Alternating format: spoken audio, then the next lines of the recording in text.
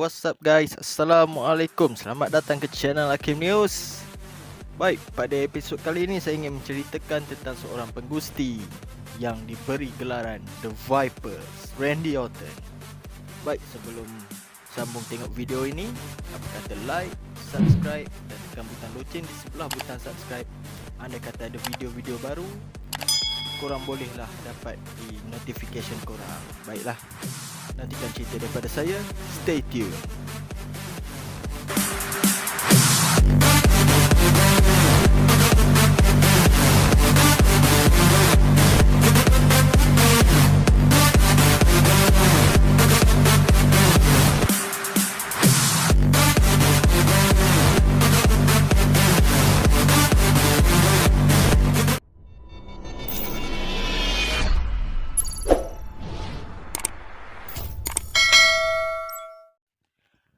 Baik, intro. Randy Orton mula debut di WWE sekitar tahun 2002. Pada perlawanan debutnya di acara SmackDown, beliau telah menentang Hardcore Holly. Pada waktu itu beliau berjaya memenangi perlawanan tersebut, di mana beliau berjaya roll up Hardcore Holly dan memenangi perlawanan tersebut. Dan selepas itu pada tahun yang sama beliau telah didraftkan di jenama Raw. Perlawanan pertamanya di Raw menentang Steven Richards dan beliau berjaya memenangi perlawanan tersebut, dan Randy Orton telah membuktikan beliau merupakan the future of WWE pada waktu itu. Baik, kejuaraan pertama Randy Orton mula dimenangi di acara Armageddon tahun 2003 menentang Rob Van Dam, di mana atas pertolongan Ric Flair, Randy Orton berjaya memenangi tali pinggang kejuaraan pertamanya di acara Armageddon, di mana itu merupakan title pertama Randy Orton. Baik, selepas itu Randy Orton bersama kumpulan Evolution telah mendominasikan jenama Raw tersebut, di mana pada tahun 2004 Randy Orton telah bertemu dengan Chris Benoit di acara SummerSlam, di mana Randy Orton berjaya menewaskan Chris Benoit secara clean dan dinobatkan sebagai the youngest World Heavyweight Champion dalam sejarah WWE. Dan selepas kemenangan tersebut, Triple H dan rakan-rakannya pun seperti mahu meraihkan perlawanan tersebut, dan di mana pada waktu itulah terjadi pembelotan Triple H kepada Randy Orton, dan di mana selepas itu Triple H menentang Randy Orton untuk kejuaraan World Heavyweight Champion, dan di mana Randy Orton telah tewas pada perlawanan tersebut.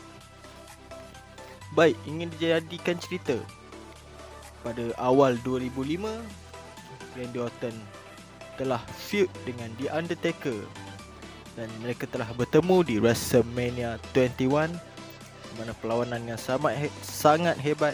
Dan walaupun pada waktu itu Randy Orton tewas, tapi Randy Orton telah berjaya memberi saingan yang hebat kepada The Undertaker, dan beliau waktu itu merupakan penggusti yang sangat muda dan berjaya bersaing dengan legend pada waktu itu. Baik, selepas itu sekitar tahun 2006 dan 2007, di mana kejuaraan World Tag Team Champion Randy Orton berjaya memenanginya pada tahun 2006, di mana Randy Orton partner bersama Edge dalam stable Rated RKO, di mana mereka berjaya memenangi perlawanan World Tag Team Champion tersebut. Di Rated RKO ini pernah bermusuh dengan stable Triple H dan Shawn Michaels, iaitu The Generation X, dan permusuhan mereka berlalu dengan sangat lama, dan di mana pada waktu itulah Triple H telah injured dan mereka punya feud terpaksa ditangguhkan. Jadikan cerita, pada tahun 2007 Randy Orton telah berjaya memenangi WWE Champion, kerana waktu itu Vince McMahon telah menobatkan beliau kejuaraan tersebut, di mana pada waktu itu John Cena telah cedera dan terpaksa berehat seketika, di mana Randy Orton berjaya menggantikan dan meyakinkan Vince McMahon untuk mengangkatnya sebagai juara WWE yang baru. Baik, Randy Orton juga pernah memenangi perlawanan Fatal 4-Way menentang Triple H, menentang John Cena dan menentang The Big Show, dan di mana Randy Orton berjaya memenangi perlawanan tersebut. Dan Randy Orton telah berjaya memenangi Royal Rumble pada tahun 2009. Baik, sekitar tahun 2011 beliau berjaya memenangi lagi World Heavyweight Champion dengan menantang Christian. Dan pada tahun berikutnya, pada tahun 2013, beliau telah berjaya memenangi Money in the Bank ladder match. Dan beliau berjaya cash in kepada Daniel Bryan pada SummerSlam pada tahun yang sama.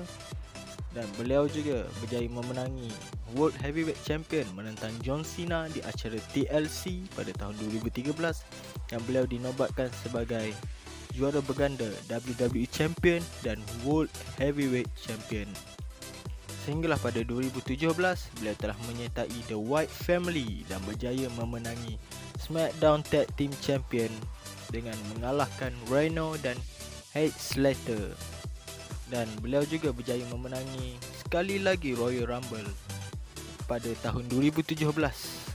Dan pada WrestleMania pada tahun yang sama, iaitu WrestleMania 33, beliau berjaya menewaskan Bray Wyatt dan sekali lagi bergelar WWE Champion. Namun kejuaraan itu tidak lama kerana beliau tewas di tangan Jinder Mahal pada acara Backlash. Dan pada Fastlane tahun 2018, beliau berjaya memenangi United States Champion. Dan pada waktu itulah beliau telah dapat gelaran Grand Slam Champion di WWE History.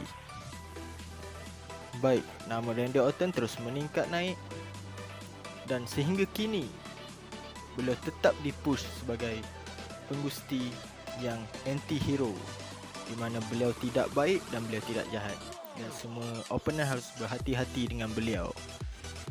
Baik, beliau juga berjaya menewaskan Drew McIntyre pada acara Hell in a Cell match tahun 2020.